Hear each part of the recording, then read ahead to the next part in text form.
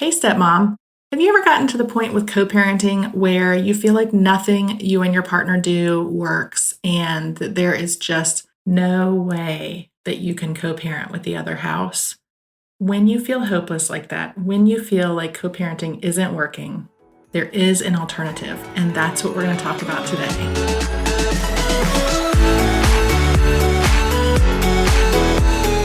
I'm Cameron. I spent years building my career and creating a life I loved. And when my Prince Charming finally showed up, he had 4 kids in tow. Fast forward through lots of mistakes made and lessons learned, step family life was much more complicated than I realized. If you're looking for help with blended family life, you're in the right place. Welcome to the Stepmom Diaries, where we keep it real as we dish about all the things. This is your weekly dose of blended family inspiration and encouragement. You're not the wicked stepmother, so let me help you find your fairy tale ending. Come on, let's do this.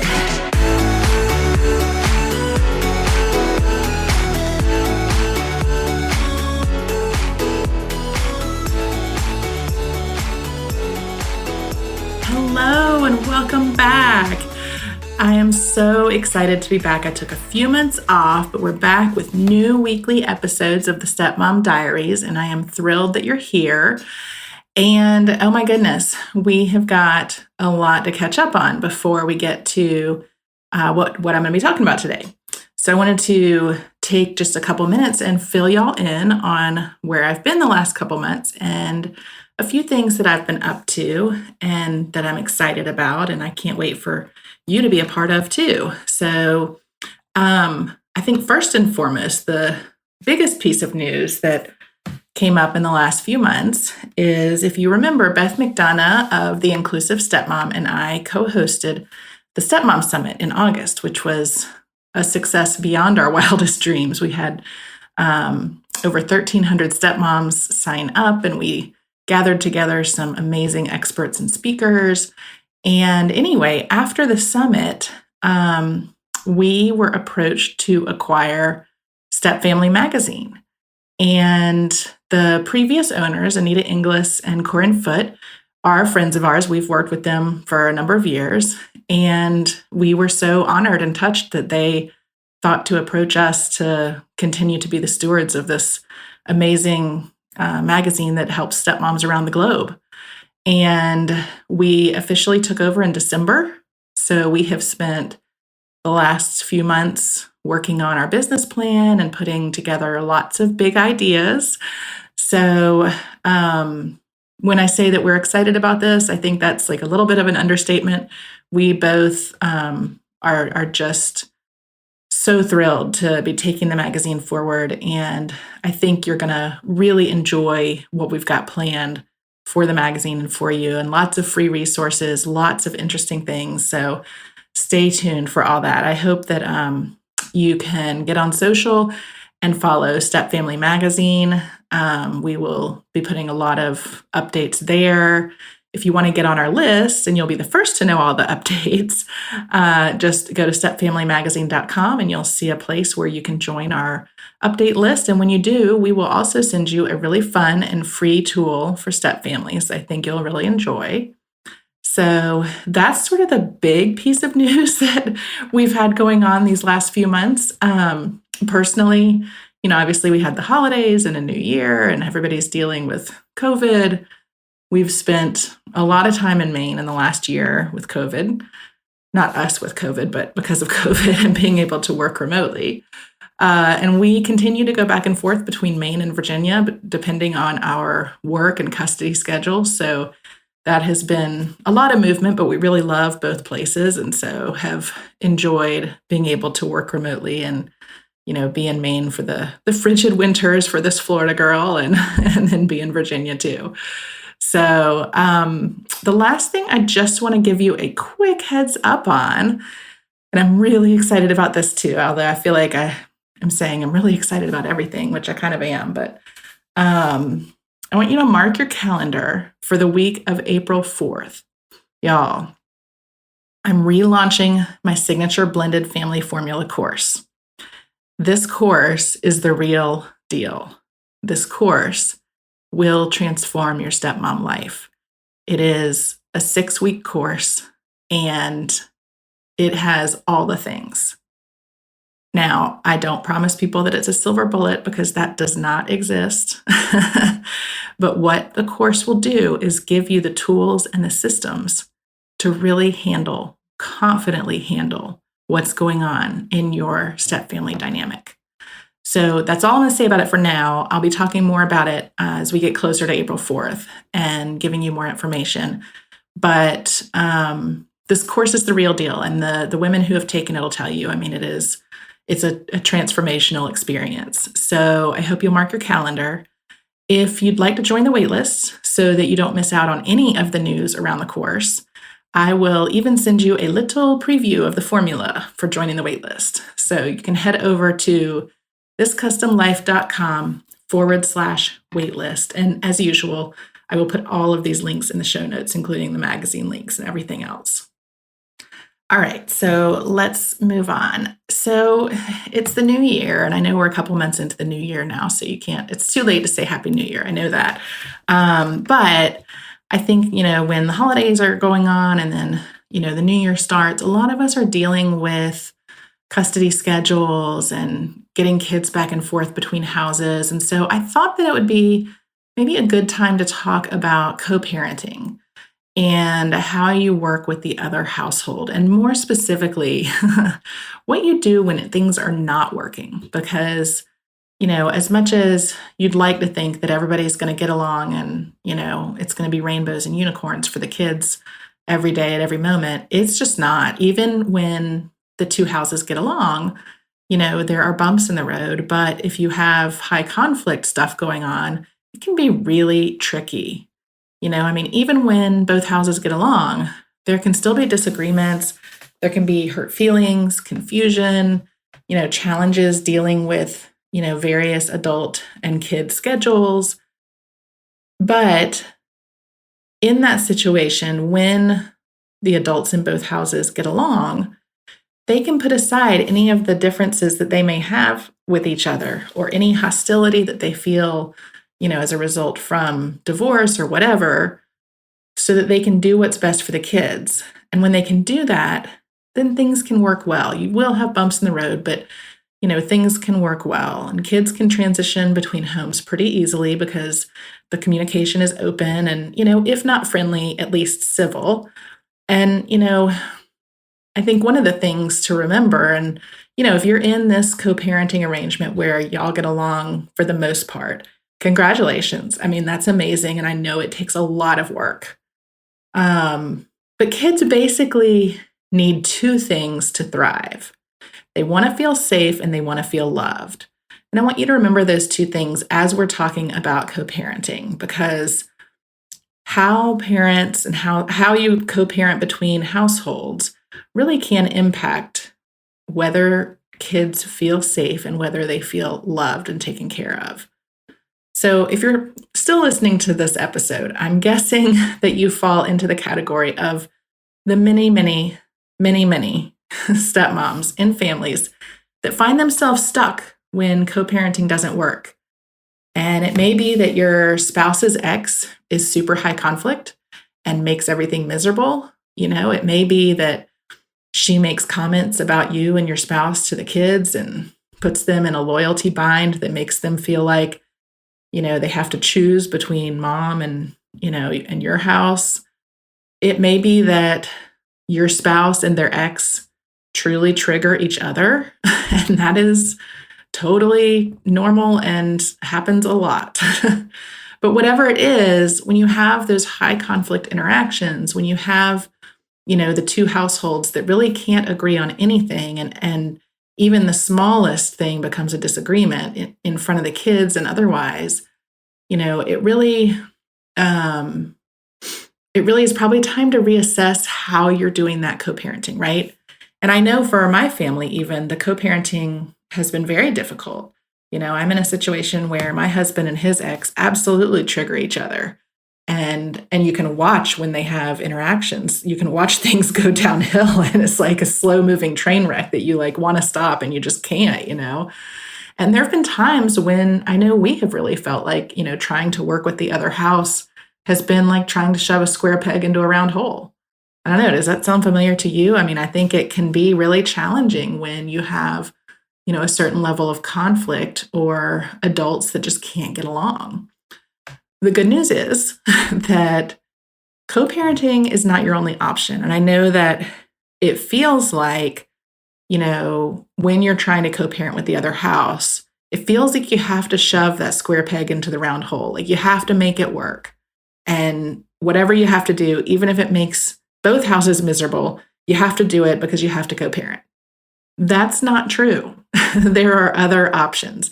And if that co-parenting isn't working in your case, you have another option, and it's called parallel parenting. And I've talked about this before, but here's the deal. Trying to force co-parenting to work is really bad for everybody.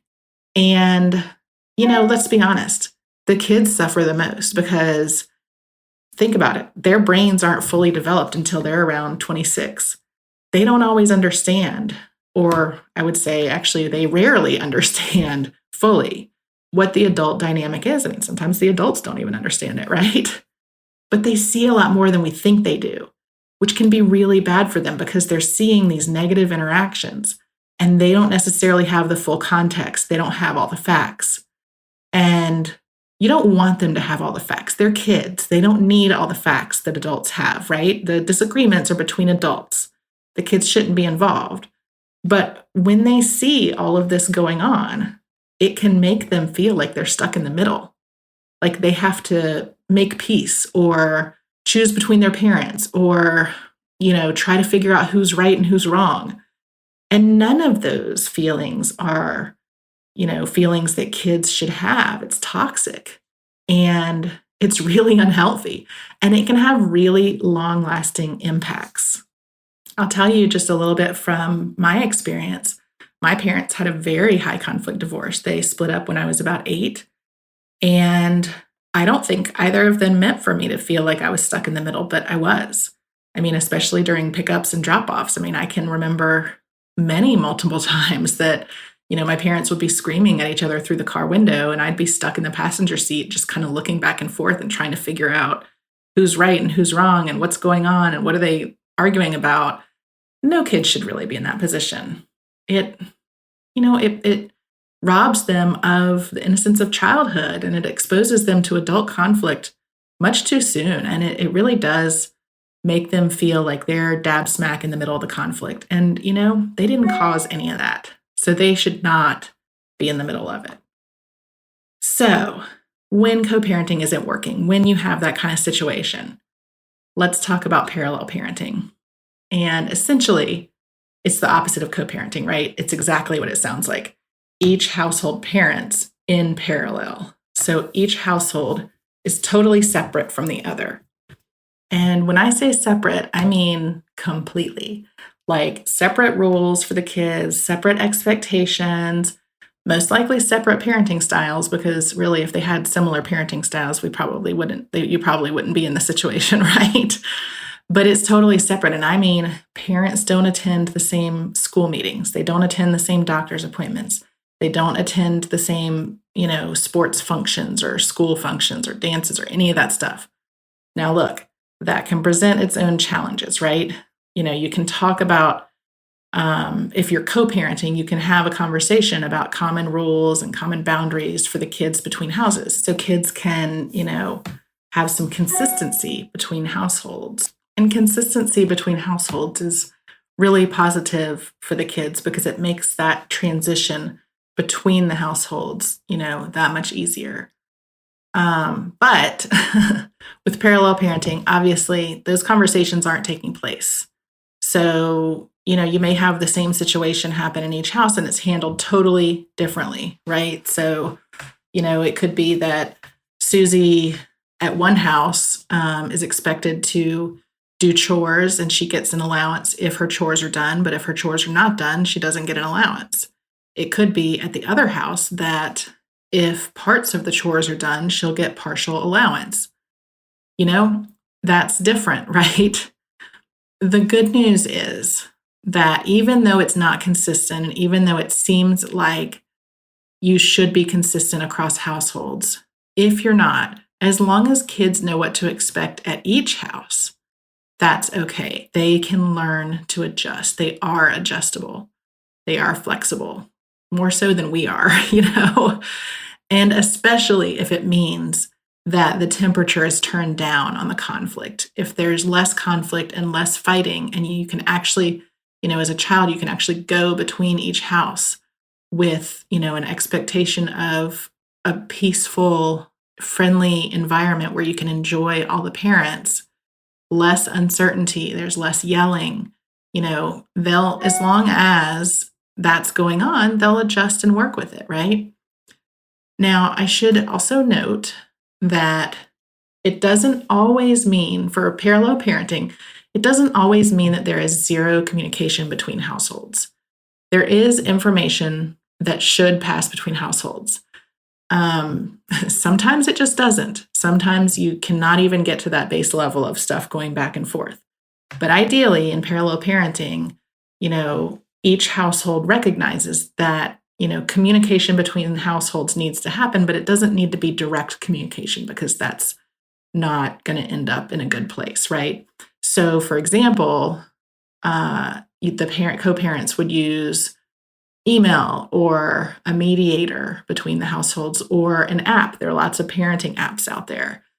Or depending on the kids' ages, you could keep a parent communication notebook that, during the time that the child is at your house, you kind of write out what the other parent would need to know and vice versa, so that when you get the kid or the children, from the other house, you've got information on, Johnny woke up in the middle of the night with a sore throat. It seemed to be gone by today, but keep an eye on him. Things like that.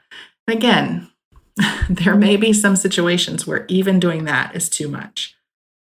It's not ideal. You need to have some kind of communication, but if you can't, parallel parenting can still work. And remember, it doesn't have to be permanent, right? Every family is unique. Every family's needs are different. And it could be that, in the early stages of, divorce or remarriage or whatever, that you need to do the parallel parenting because emotions are just simply too high between the households. And it could be that you could move into co-parenting the further along you get. It could be that you co-parent for a while before you realize it's not working. And then you move into parallel parenting. But then maybe in a year or two or whatever, you decide to try co-parenting again. The approach can be different even for kids in the same family. And I know in my family, we have had a different approach for different kids in the family. So it may be a hard concept to kind of wrap your head around, but because I think that most of us have an inclination that you need to just make the co-parenting work, right? But parallel parenting can actually be a really positive change for step families, because when there's less stress going on in each household and less conflict, it can improve the environment at each house, right? If you think about it, when you're having conflict with the other house, even during the times when you're not directly engaged with them, things just sort of feel like there's a low level kind of hum of discontent, right? It's just sort of stressful. Parallel parenting can take that away because you're not always worried about the next interaction with the co-parent. You're not always worried about, what you might say to them or what they might say to you that's going to set somebody off or whatever. It can also provide a real sense of stability for the kids, because even if what happens at each house is different, they now know what to expect at each house. And they're shielded from conflict. They no longer feel like they're in the middle of, the parental craziness. And it reinforces to the kids that they don't have to choose between their parents. And that's huge. They can actually have healthy relationships with both parents, which demonstrates to them that both parents are equally important in their lives. And as much as you may dislike their other parent, and as much as their other parent may truly despise you, it's so important that kids understand that they are allowed to love each parent and that each parent has an equal importance in their life. With kids, it should never be about, you're right, they're right, they're wrong, whatever. They need to understand that both parents have a relationship with them and that they're empowered to love both parents and step-parents and stepmoms and all that good stuff. Parallel parenting can really reset the environment. And when you set these conditions that allow them to view both parents as, having an equal importance in their life, then they're empowered to form really positive, loving, healthy environments with both of their parents and take the time that they need to adjust to this family structure if it's a new structure, right? So at the end of the day, how do you decide what's best for your family? Well, and that's a personal decision. I can't tell you what to do. There's no one parenting style that's better than another in terms of co-parenting versus parallel parenting. There's no solution that is one size fits all. Actually, I'm going to go back and amend that first statement. Co-parenting is the ideal if you can have a good co-parenting relationship. Parallel parenting is not necessarily an equal choice between co-parenting and parallel parenting. Parallel parenting is really for when co-parenting isn't working. So, amending my statement there. But at the end of the day, thinking about what works for your family. Every family has its own different history, has its own needs, its own personalities, and you really have to sit down with your partner and think about what's best for your particular situation. And remember that there is another household that gets a say in how the kids are parented, right? Like you guys may feel like it's worth trying to co-parent. The other household may not want to continue to try. So you really have to evaluate with as much of a neutral lens as you can have. You really have to evaluate what's best for your particular situation and your dynamic. And look, parallel parenting is not for everyone. Even if your relationship with the other house is not ideal, if there is a basis of, respect and civility there, you may be able to make co-parenting work. But if the norm is conflict, if the norm is hostility, anger, bitterness, and stuff that's getting played out in front of the kids, if it's impacting the kids, if it never seems to resolve, parallel parenting could be an option for you. And when you're down in the dumps because communication between households has gotten so bad, or, there's just so much hostility being lobbed back and forth, between the co-parents, when you feel like things are hopeless, isn't it nice to have an option, right? I am in the business of giving you hope and trying to help you work through all of these stepmom challenges. And I think with parallel parenting, it is something that is a great alternative to co-parenting when it's not working. So that brings us to the end of our time together today. Thank you so much for being here. I'm so happy to be back with you, and we'll look forward to seeing you next week. And in the meantime, don't forget to mark your calendars for the week of April 4th. The Blended Family Formula course, I am going to launch it for the first time in over a year with like a ton of new stuff, a ton of bonuses, and you are just not going to want to miss this. So head over to thiscustomlife.com/waitlist and add your name. And when you do, I'll send you a little preview of the Blended Family Formula. I think you're going to love it, and I know you'll love the course. It is a game changer. And if you're in that category of stepmoms who feel like there's just nothing else they can do to make things better, this course will help you. Thanks again for listening today, and I will see you next time.